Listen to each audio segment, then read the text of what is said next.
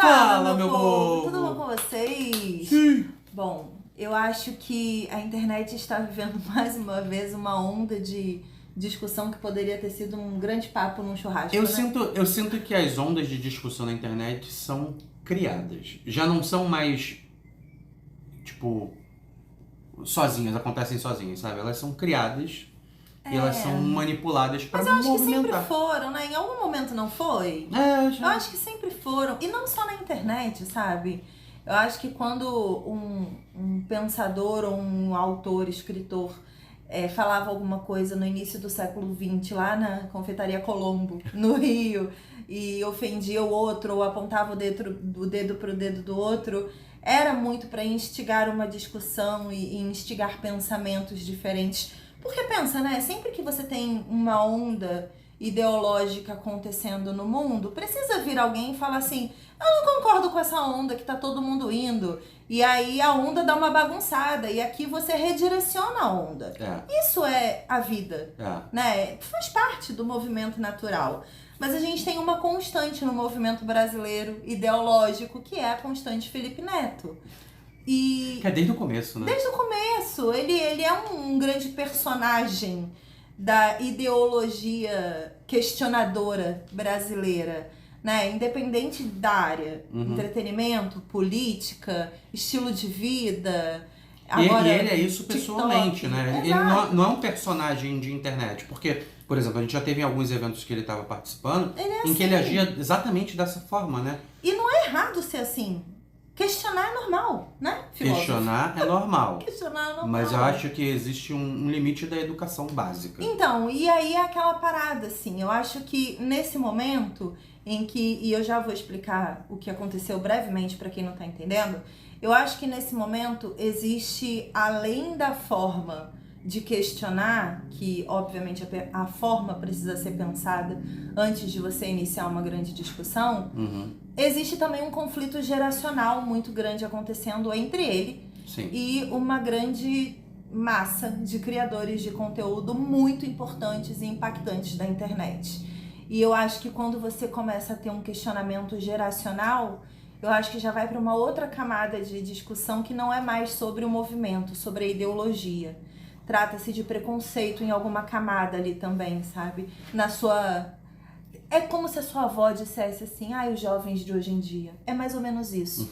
Existe realmente um questionamento natural de que os jovens vão ter um comportamento diferente do seu, que tem outra idade, é de outra geração, mas existe um preconceito enraizado. Eu lembro, por exemplo, da minha mãe falando que eu ligava o videogame na televisão e ia estragar a televisão, e eu sabia que não ia estragar. Exato. Porque na minha cabeça não tinha sentido criarem um negócio que estraga outro negócio, e pra que então que a gente tá comprando um videogame para estragar a televisão se ele depende da televisão pra funcionar?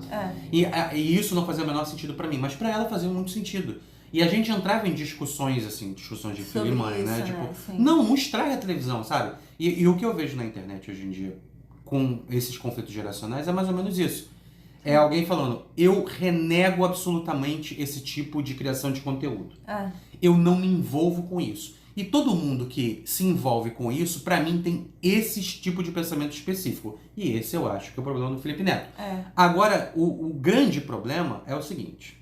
Tá, vamos resumir a treta então pra quem não tá sabendo do que tá acontecendo, tá? Importante. Vocês podem encontrar tudo isso no Instagram do Felipe Neto, e se você jogar Felipe Neto no Twitter ou no Instagram, vem a treta completa. Algum site de fofoca muito interessado em monetizar a vida alheia já deve ter resumido tudo, mas eu vou colocar aqui brevemente porque eu concordo com todos os lados. E eu discordo de todos os lados também. Então eu acho importante já pontuar isso antes de qualquer coisa, porque eu acho que nessa situação, essa discussão em si é a grande vencedora. O tema da discussão, sabe? Eu acho que é importante a gente ter essa discussão nesse momento. Por quê? O Felipe Neto leu o livro Biblioteca da Meia-Noite. Que a gente adorou. Que a gente adorou. A gente leu e gostou também muito do livro. A gente já recomendou bastante pra vocês até. Sim. E ele se pontuou ali dentro de um lugar de ter 35 anos e de ter achado a Biblioteca da Meia-Noite um livro muito raso e de uma autoajuda mal feita, inclusive, de uma história que tem argumentos e plots muito compreensíveis e deduzíveis, então não necessariamente algo bom para se recomendar para alguém. E aí ele conclui depois de muita... E isso vocês conseguem ver tudo no perfil deles? Ele tem um destaque onde ele bota cada leitura de cada livro que ele faz. Isso. Ele dá uma nota e ele dá uma opinião pessoal sobre aquela leitura. E, gente, opinião pessoal é pessoal. Isso. Tanto faz o... Ai, mas fulano não gostou do livro que eu amei. Acontece, lidem com isso. E tanto faz, sabe? Best-sellers, às vezes você lê e fala, não entendo hype. Isso. E é best-seller, entendeu? Então, assim, tanto faz. Mas o fato é que ele termina essa discussão, né? E ele engloba ali no meio da discussão, dizendo, leiam livros de verdade. Então, eu tô com o que ele falou bem aqui, ó. Ele falou que Biblioteca da Meia-Noite é uma tragédia de literatura. Claro que vendeu 6 milhões de cópias. Ele dá uma nota meio de 5 e fala, um livro de autoajuda dos mais vagabundos, mas fantasiado de ficção no nível mais raso possível, com alegorias e metáforas tão estúpidas que qualquer pessoa acha que é mais inteligente por estar conseguindo se relacionar e entender. Se você gostou desse livro, por favor, do fundo do meu coração, leia mais livros. Até aí tudo bem, é a opinião dele, tanto faz. Isso. Né? Aí, pra mim, o problema foi, muita gente se ofendeu com essa opinião dele, o que por si só já tá errado, porque a opinião de alguém é a opinião de alguém, e ninguém tem que se ofender com a opinião dos outros, a não ser que essa pessoa entre na sua casa e diga que sua casa é um lixo. Aí você tem todo o direito de falar, põe essa daqui pra fora, bate a porta na cara da pessoa e vida que segue. Caso contrário, cada um pode dar sua opinião dentro do seu universo. E aí, os booktokers, que são os criadores de conteúdo do TikTok, em maioria pessoas que têm ali entre 15 e 25 anos, no máximo 25 já assim, estourando de pessoas mais velhas no TikTok, Estourando a curva sabe? do TikTok. Estourando a curva do TikTok. Você vê ali uma grande massa de pessoas que realmente recomendam livros em vídeos muito curtos, vídeos de até 1 minuto às vezes, né, fazendo uma resenha literária. E ele falou sobre isso, né? Falou sobre os TikTokers estarem ofendidos, os booktokers estarem ofendidos com a opinião dele, porque a Biblioteca da Meia-Noite é um dos livros queridinhos do BookTok, que é aí esse guarda-chuva de criadores de conteúdo literários do TikTok. E aí eu vi alguns conteúdos em resposta ao Felipe Neto de booktokers. Booktokers, inclusive, que eu gosto, que eu conheço, como o Thiago Valente. O Thiago Valente fez um vídeo, eu vou deixar aqui na descrição, no Instagram dele, respondendo ao Felipe Neto. E eu queria pontuar algumas coisas que ele falou, que são estatísticas reais.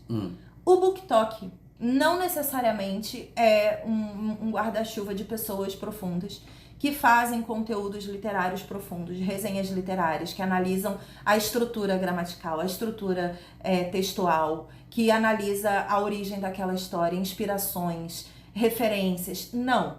O BookTok é um grupo de pessoas jovens que leem livros e recomendam de forma emocionada. Isso. Ponto.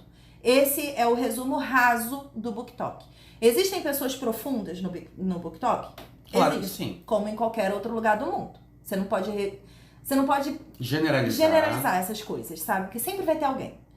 E o que o Thiago Valente falou, e é uma realidade, porque a gente pesquisou sobre isso na época da Bienal de São Paulo, em 2022, é que, independente do nível de profundidade do BookTok, eles vendem livro. Muito livro. E a estatística de leitores no Brasil aumentou por causa do BookTok. Isso é um fato. Não é tipo o Thiago Valente tentando puxar saco do BookTok porque ele faz parte disso. Não, porque a gente não faz parte do BookTok.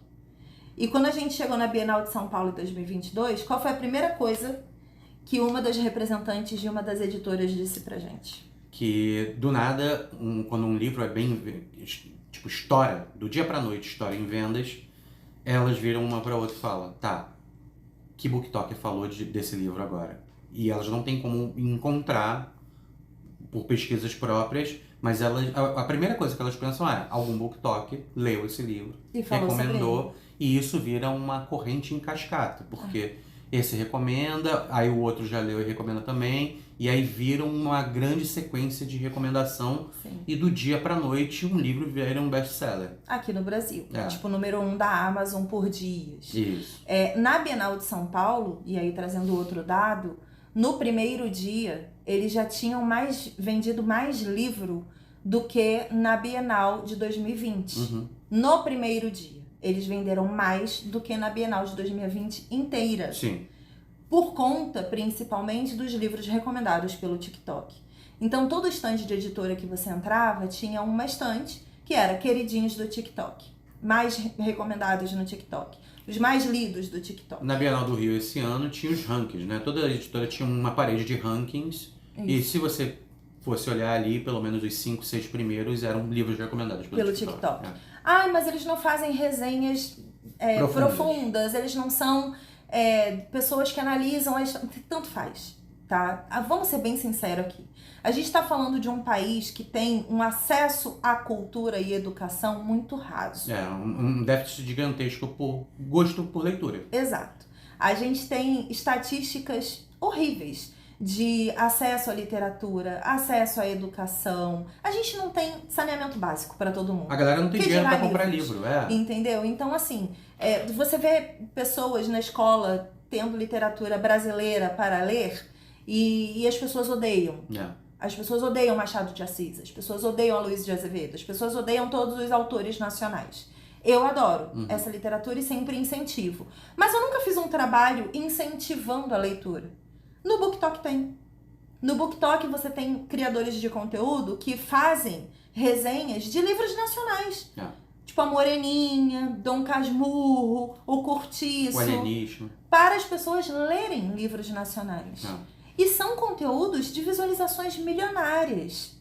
Então, o BookTok não é a biblioteca da meia-noite. O BookTok não é apenas conteúdos rasos. E aí, eu acho que você dá um tiro no próprio pé quando você é um criador de conteúdo e de uma geração, como o Felipe Neto, que ele mesmo disse que ele não tá no TikTok porque ele tem 35 anos. Não, ele falou que ele se recusa a usar o TikTok porque ele acha que o TikTok é uma rede social que prejudica a humanidade. Como alguns testes científicos já comprovaram que essas redes sociais com timeline infinita, eles prejudicam as pessoas, porque você fica preso ali, você é viciante. E toda rede social que se torna viciante ao ponto de atrapalhar a vida de alguém é uma rede social prejudicial à vida de qualquer pessoa. E aí eu acho engraçado, assim, porque se você é um criador de conteúdo e você entrega vídeos em qualquer rede social, Twitter, YouTube, TikTok, Instagram, tanto faz, e você prende a atenção das pessoas por horas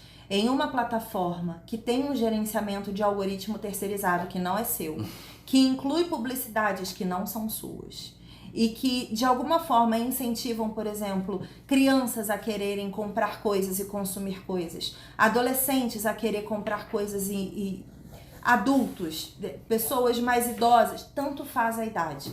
Se você faz parte de um movimento de criação de conteúdo que prende a atenção de alguém e que faz com que essas pessoas queiram estar mais ali, você faz parte disso, independente se tem timeline infinita ou não. Estatisticamente e cientificamente falando, as redes sociais como um todo têm o mesmo impacto negativo neurológico em todo mundo. Não é uma questão de idade, não é geracional isso. Isso faz parte de rede social. A gente tem que analisar a sociedade. É a sociedade que está mudando. Mas é aquele negócio, né? A crítica dele é baseada no senso comum do que o BookToker faz com a população mais jovem. Sim. De tipo, eu exibo um carinho ou um ódio muito grande sobre aquele tema específico e isso muda a vida das pessoas e a mente das pessoas. E aí começam uma onda de elogios sobre algo em que eu discordo. Sim. Você tem todo o direito de discordar. Mas uma coisa tem que ser levada em consideração, porque o movimento que ele faz contra as pessoas, né, contra os booktokers específicos, porque eles se ofenderam, né? Já que foi a gente booktoker que elogiou Biblioteca da Meia-Noite, ele tá falando diretamente contra nós. E isso não é uma realidade. Ele tá falando contra quem gostou. E o que ele diz é, se você não gostou, leia mais livros. E pra mim isso não é uma ofensa. Isso não é um xingamento. Não.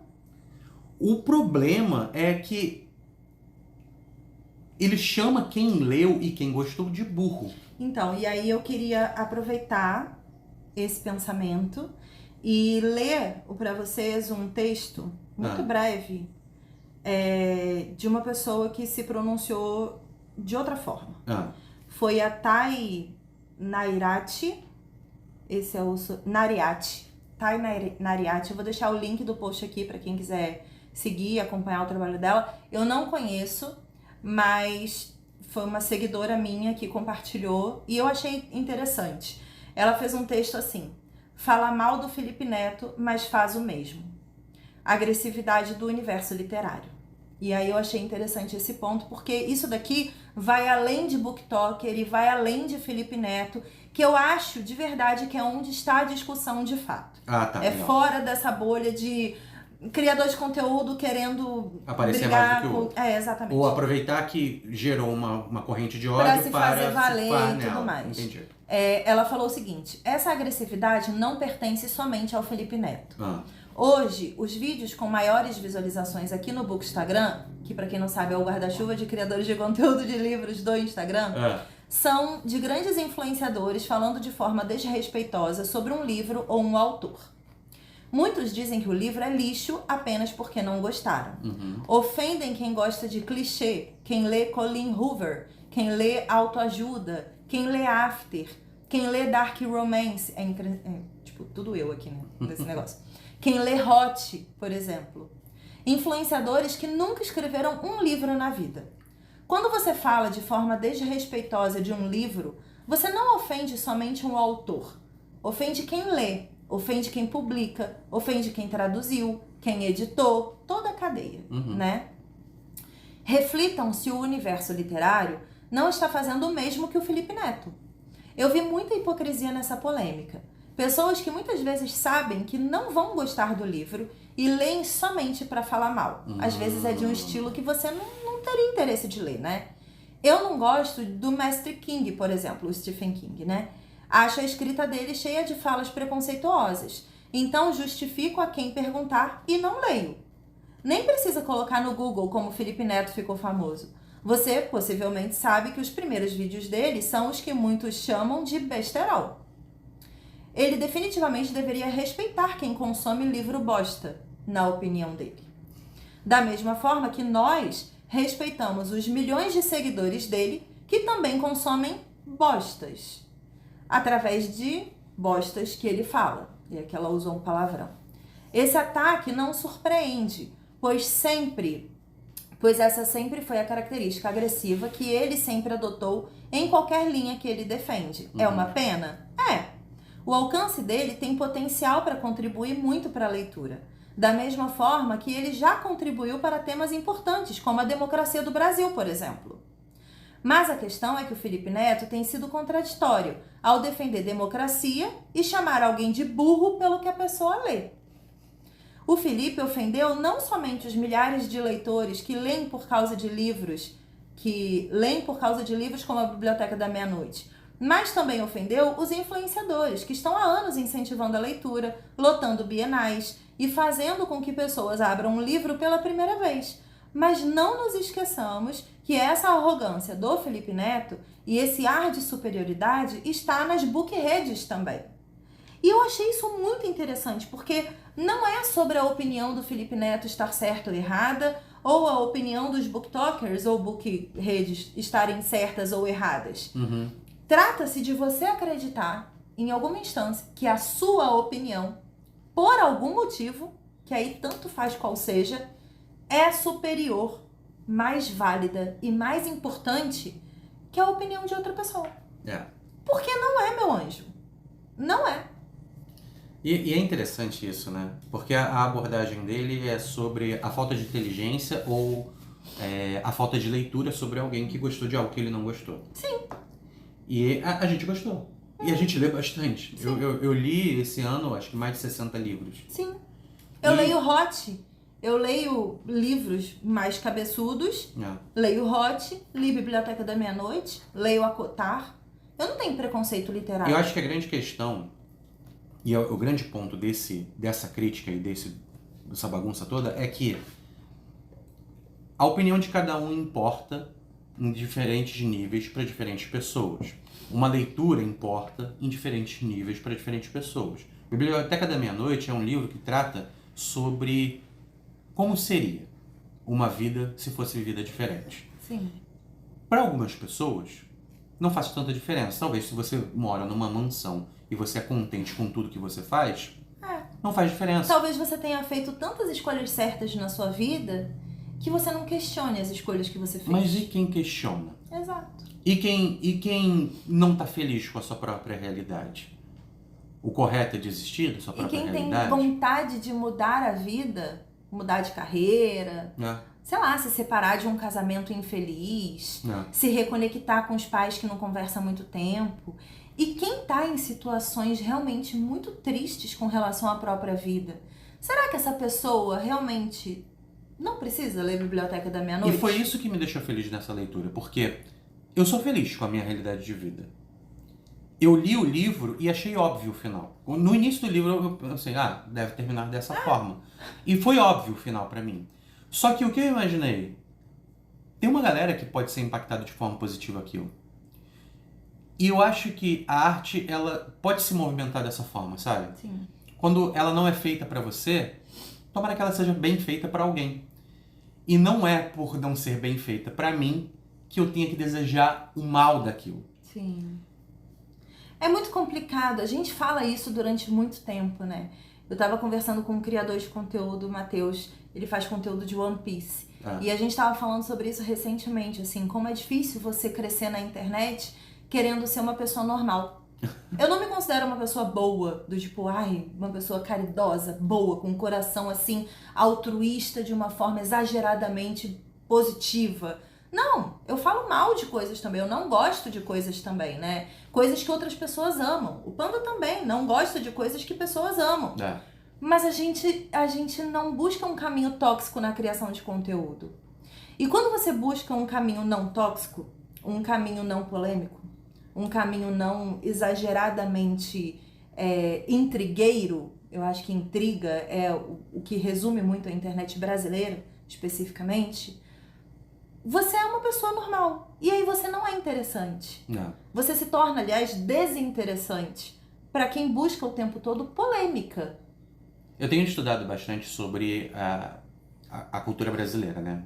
Por que a gente vive essa grande bagunça que a gente vive. Não só politicamente, mas no dia a dia, né? Porque é politicamente, né? E sempre chega no mesmo ponto de qualquer pessoa que de alguma forma obtém uma visão de poder, né? Se torna, na visão de outras pessoas, mais poderosa, ela começa a oprimir a visão das pessoas. E é isso que acontece normalmente, né? Porque se torna um hábito comum. Quando você chega numa casta social elevada, e infelizmente tem isso no nosso país, castas sociais onde um se vê melhor do que o outro. Intelectual, né? Que é a pior de todos, eu acho. E você começa a acreditar que tem muita gente querendo te botar pra baixo. Mas te botar pra baixo quer dizer que você chegou em cima de alguma forma. E aí, essa questão de estou embaixo, estou em cima, é o que estraga tudo, sabe? E ela é um espectro não palpável, né? Esse negócio de casta, do jeito que a gente vive. A gente não tá em Jogos Vorazes, a gente não tá em Divergente. A gente não tá em Black Mirror ou em A Seleção. A quantidade de seguidores de uma pessoa não quer dizer nada. Não quer dizer muita coisa, sabe? E assim, não é porque a pessoa tem milhões de seguidores que ela tem razão. Isso. E não é porque ela não tem milhões de seguidores que ela não tem a razão. A verdade vale pra tudo, assim. Pessoas podem estar certas e erradas em todas as opiniões que emitem. A única coisa que eu acho que a gente deveria fazer é respeitar o espaço do outro. Dê a sua opinião e pare no momento que chegar no muro que invade o espaço alheio. Isso. Sabe? Fale o que você achou. Não critique a opinião do outro. Porque eu acho que isso é o que torna esse ambiente tão tóxico.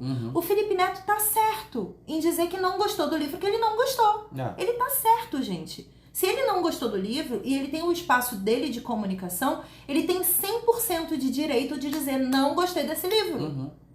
E é isso, ele fala, não recomendo. Ele mesmo comenta nos stories de hoje, ele comentou, tipo, eu acho que eu peguei pesado porque eu não estava num bom momento de humor. Exato. Então ele foi criticar e ele sente que ele utilizou uma energia pesada que talvez ele não falaria daquela forma. Então, assim, tipo, ele criticou daquela forma por causa de outros motivos. E aí eu também acho que a gente vai para um outro nível, assim, que é o quanto que as pessoas acreditam, por exemplo, que influenciadores e criadores de conteúdo são uma casta social, e existe esse misticismo tóxico aqui no Brasil, e é do Brasil, porque em nenhum outro lugar você tem isso que tem aqui no Brasil.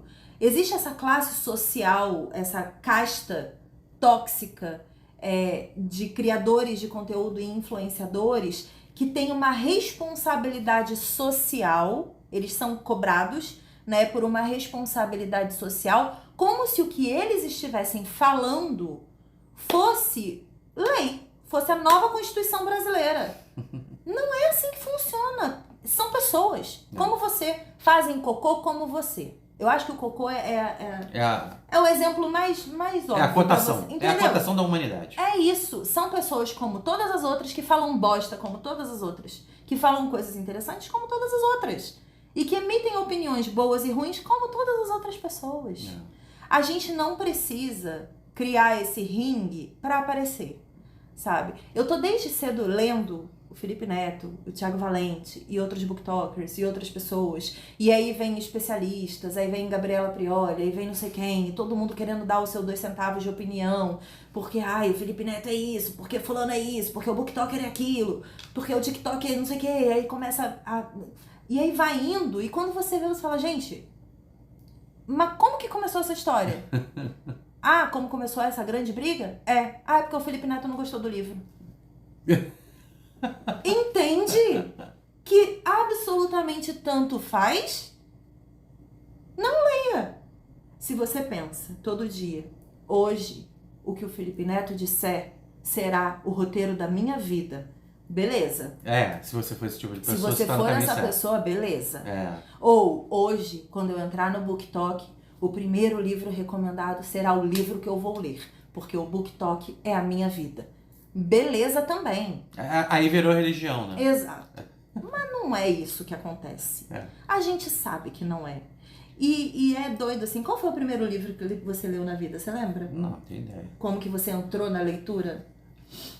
Cara, eu lembro que eu li umas crônicas de Dragonlance que um cara do trabalho me emprestou quando eu era estagiário, assim. Não, eu vou mais atrás. De RPG. Eu entrei na literatura quando eu era criança com Monteiro Lobato. Sim. E eu pergunto pra vocês agora em retorno, em 2023, tem alguém defendendo o Monteiro Lobato? Não mesmo. E aí eu vou dizer o quê? Que a Crisinha, de, 6 anos, que errada lia Monteiro Lobato, ela era o quê? Tóxica? No início dos anos 90, a Crisinha era tóxica? E tava ali conscientemente incentivando um pensamento preconceituoso com 6 anos, que era o que tinha pra ela ler?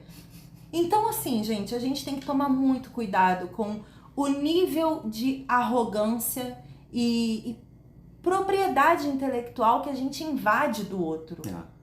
Não tem que seguir esse caminho. De fato. Não tem que nada.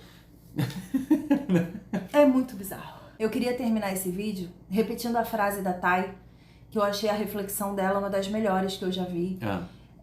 E ela falou assim no final do texto: não esqueçamos que essa arrogância do Felipe Neto e esse ar de superioridade está nas book-redes também. Não se iluda. Ter milhares ou milhões de seguidores não te torna dono da verdade. Não se iluda. Não é ser um grande influenciador de qualquer rede social que pode acabar amanhã, pode falir amanhã, e os seus milhões de seguidores vão virar fumaça. E vão. Se alguém deletar, gente, uma rede social, acabou. Os milhões de seguidores não moram na sala da sua casa. Então, não se iluda com números, não se iluda com visualizações, não se iluda com altos alcances, porque o que vai sobrar de toda essa história é a sua ética pessoal. É o que você constrói naquilo, né? Porque a gente tem que lembrar que quando a gente comunica alguma coisa, e as pessoas estão ouvindo, elas dão a opinião dela, a gente está transformando a opinião dessas pessoas, a gente está moldando a opinião dessas pessoas e os comentários delas também. Sim. Então é uma grande troca, é uma grande rede de comunicação de transformação. Sim. Então não é aquilo que você acumula como números de seguidores, mas é aquilo que você transforma com o tempo. Sim. Né? É aquilo que você molda como ideia e você tem a oportunidade de revisitar, às vezes, para ver como você pensava há um tempo atrás. E quanto você se transformou? A gente trabalha com internet há mais de 10 anos. E somos muito felizes com o nosso trabalho. Eu vi um comentário, um dos comentários retrucando o Felipe Neto, que eu lembrei agora pra falar. Que o cara falava assim, o Felipe Neto deveria utilizar o espaço dele para incentivar a leitura. E não para reclamar de quem lê. E aí eu queria muito que essa pessoa tentasse ver a quantidade de gente que tá hoje comprando a Biblioteca da Meia-Noite só para discordar do Felipe Neto. É verdade. Talvez ele esteja incentivando a leitura. É que ninguém sabe. É que ninguém tem como realmente mensurar o que essas discussões da internet geram de impacto a longo prazo. Talvez exista toda uma geração de pessoas refletindo sobre o passado, presente e futuro, porque um dia o Felipe Neto disse que a Biblioteca da Meia-Noite era um grande lixo. Talvez tenha. A gente não tem como saber. Mas pessoas que instigam, questionam, reclamam, apontam o dedo, são importantes para a história também a longo prazo. São necessárias. O que a gente tem que sempre ter como noção na nossa vida é que o nosso espaço é o nosso espaço e o espaço do outro é do outro. A gente tem que respeitar os espaços. Ele falou na rede dele, ele não foi na casa de ninguém falar nada. E ele criticou o que ele acha que tá errado. É sobre ele e sobre mais ninguém. Certo? Certo. Então é isso. Comenta aqui se você já leu a Biblioteca da Meia-Noite. E se você gostou do livro, que eu quero saber a sua opinião. É isso aí. Lembrando que a gente gostou. É uma leitura super divertida. Certo? Certo. E me fez pensar muito na profissão glaciologista, que eu nem sabia que existia. É verdade. Entendeu? Conheci uma profissão nova. Beijos e menos agressividade. Tchau. Tchau.